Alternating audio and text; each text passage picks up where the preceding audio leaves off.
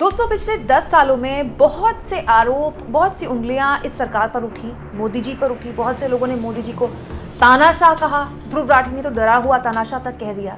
लेकिन इन तमाम चीज़ों को अगर आप साइड में रख दें और केवल ये देखें कि संसद के अंदर इस सरकार ने कैसे फ्लोर मैनेजमेंट किया, संसद के अंदर सरकार का क्या रवैया था, तो आपको उसमें बहुत सी खामियां दिखेंगी।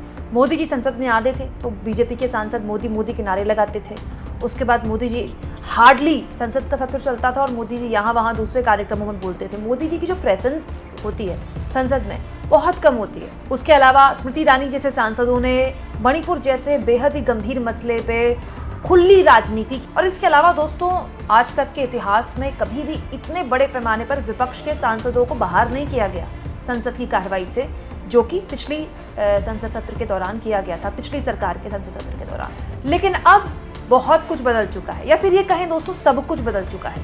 इसीलिए 24 जुलाई से शुरू होने वाले संसद सत्र और उसके बाद जितने भी संसद सत्र होंगे वो हमारे देश के लिए बहुत ही महत्वपूर्ण है दोस्तों, क्योंकि लोकतंत्र की बेहतरीन तस्वीर अब आपको संसद में देखने को मिलेगी। क्योंकि दोस्तों आजाद भारत के इतिहास में इतना मजबूत विपक्ष संसद के अंदर शायद इससे पहले बहुत कम देखने को मिला।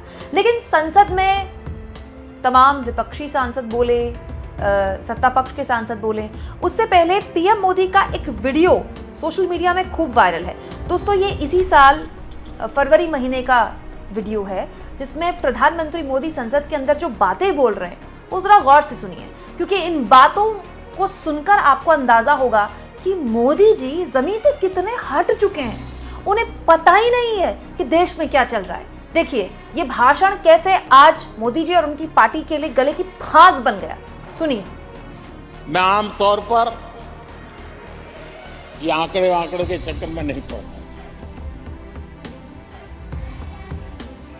लेकिन मैं देख रहा हूं देश का मिजाज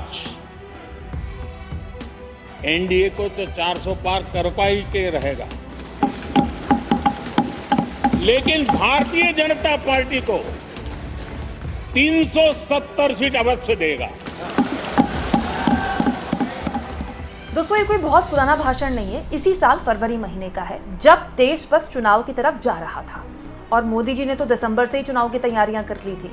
तो बड़ा सवाल ये है मोदी जी, मैं जो आपसे पूछना चाहती हूँ आपके इसी साल के कुछ महीने पहले के भाषणों को सुनकर, क्या आपको बिल्कुल अंदाजा नहीं था कि भारतीय जनता पार्टी के पैरों तले जमीन खिसक गई?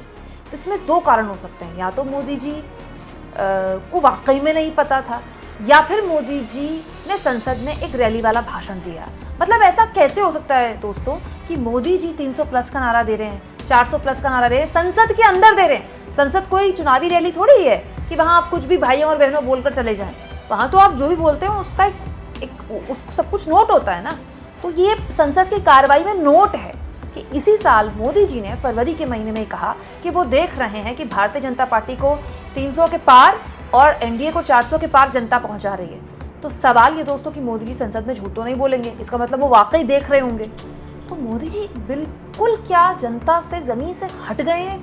उन्हें एहसास ही नहीं था कि जमीन पर इतनी नाराजगी बीजेपी को लेकर थी, खास तौर पर उस राज्य में जहां बीजेपी की सबसे ज्यादा फजीहत हुई है, उत्तर प्रदेश।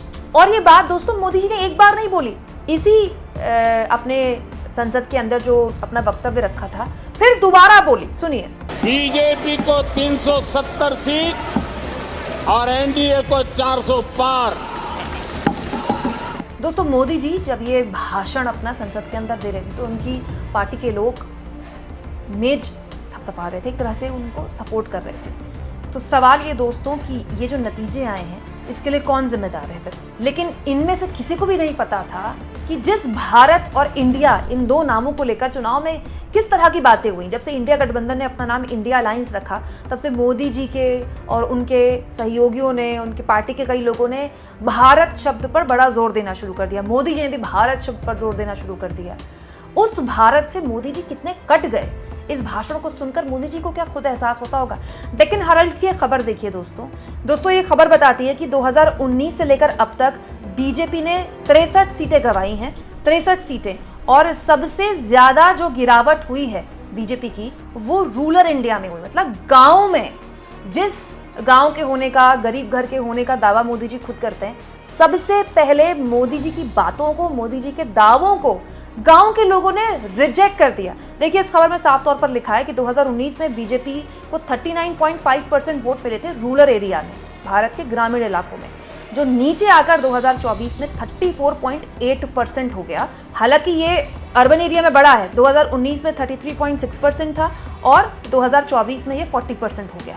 लेकिन आप सोचिए, जो गरीब गुरबा लाइनों में 2-2, 3-3 घंटे लगता है मतदान करने के लिए, अमीर घर के लोग नहीं रुकते हैं इतनी लंबी लंबी लाइनों में, गरीब घर के लोग रुकते हैं, क्योंकि सरकार बदलने से उन्हीं की जिंदगी प्रभावित होती है। उन्होंने मोदी जी को नकार दिया और मोदी जी इस तरह के भाषण दे रहे हैं संसद में कि 300 पार बीजेपी, 400 पार एनडीए, और एक बार नहीं 2 बार दे रहे हैं, बार बार दे रहे हैं, उस पर बेंच पिटवा रहे हैं। दोस्तों, ये टाइम्स ऑफ इंडिया की खबर देखिए, उत्तर प्रदेश की 72 सीटों में बीजेपी को 2019 से भी कम वोट मिले हैं। मतलब 72 सीटें उत्तर प्रदेश में ऐसी हैं जहां पर बीजेपी ने 2019 से कम वोट हासिल किए हैं। अब आप खुद सोचिए, अमेठी से स्मृति ईरानी का हारना बताता है कि उत्तर प्रदेश में कितनी बुरी गत हुई है भाजपा की, कितनी बुरी गत हुई है।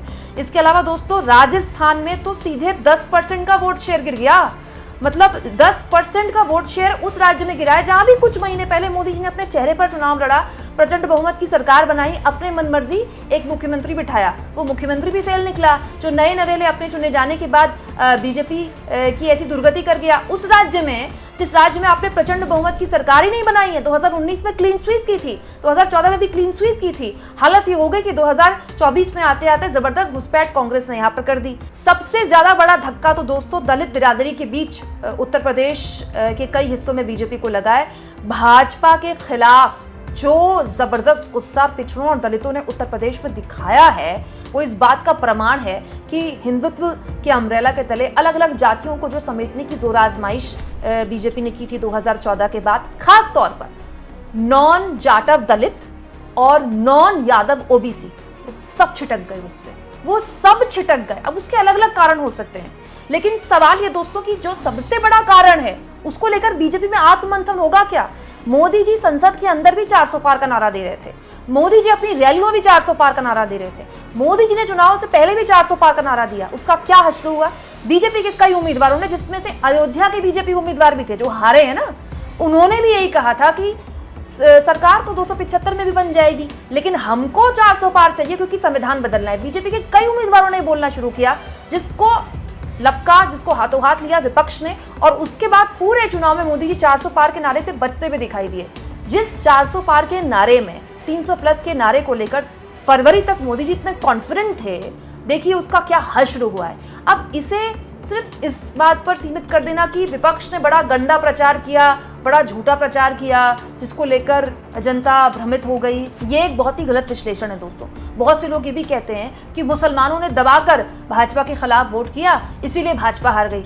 कमाल की बात है, जैसे 2014 में और 2019 में मुसलमानों ने जिताया था। मुसलमान तो भाजपा को कभी वोट नहीं करते हैं। 2014 में भी बीजेपी अपने दम पर जीती, 2019 में भी बीजेपी अपने दम पर जीती। हालत ये हो गई कि मुस्लिमों को तो एक टिकट तक नहीं दिया बीजेपी ने।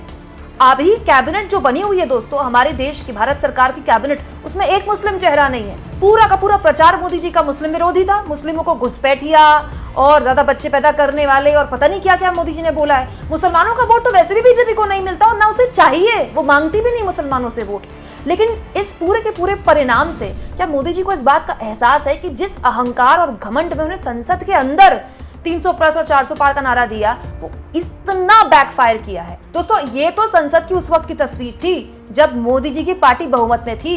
अब तो मोदी जी की पार्टी के पास बहुमत भी नहीं है, और ऐसा भी नहीं कि 1-2 सीटों से कम बहुमत है, ठीक ठाक सीटों से बहुमत से दूर है बीजेपी। करीब 32 सीटें कम है बीजेपी के पास बहुमत की। अब आप सोचिए लोकसभा के अंदर क्या तस्वीर होगी। विपक्ष के 5 ब्रांड नेता बैठे हुए हैं सरकार से लगातार सवाल पूछने के लिए। दीपेंद्र हुड्डा हो, चाहे आप राहुल गांधी हो, चाहे अखिलेश यादव हो, या फिर चंद्रशेखर आजाद जैसे सांसद, महुआ मोइत्रा जैसे सांसद, जो हर संसद सत्र में सबसे बड़े स्टार के तौर पर उभरते हैं। अब सोचिए आप, विपक्ष हर राज्य में घुसपैठ कर चुका है। ऐसी स्थिति में संसद के अंदर मोदी जी के लिए इस तरह के भाषण देना बहुत मुश्किल हो जाएगा। मोदी जी को उनकी सरकार को संसद के अंदर न केवल फ्लोर मैनेजमेंट में बहुत मशक्कत करनी पड़ेगी, बल्कि एक एक बिल पास करने में अब सहयोगियों का मुंह देखना पड़ेगा, क्योंकि पहले तो नंबर अपने पास थे तो निकाल दो विपक्ष के लोगों को, अब किस किस को निकालेंगे आप? बहुमत में तो है नहीं बीजेपी। दोस्तों, इसके बहुत से कारण हो सकते हैं बीजेपी का जो हर्ष रेस चुनाव में हुआ है, लेकिन मैं मानती हूँ कि 400 पार का जो मोदी जी का नारा था, जो अहंकार के साथ न केवल रैलियों में बल्कि संसद के अंदर भी दिया गया, वो उन प्रमुख 10 कारणों में से या 5 कारणों में से टॉप 3 या टॉप 1 में तो आना ही चाहिए। क्या आपको भी ऐसा लगता है दोस्तों? और क्या लगता है आपको कि अब मोदी जी आत्ममंथन करेंगे? कमेंट बॉक्स में जरूर लिखें और जितना हो सके दोस्तों चैनल को शेयर करें, सब्सक्राइब करें और थैंक्स और ज्वाइन, ये 2 ऑप्शन हैं जिसके जरिए आर्थिक तौर पर भी आप चैनल के हाथ मजबूत कर सकते हैं।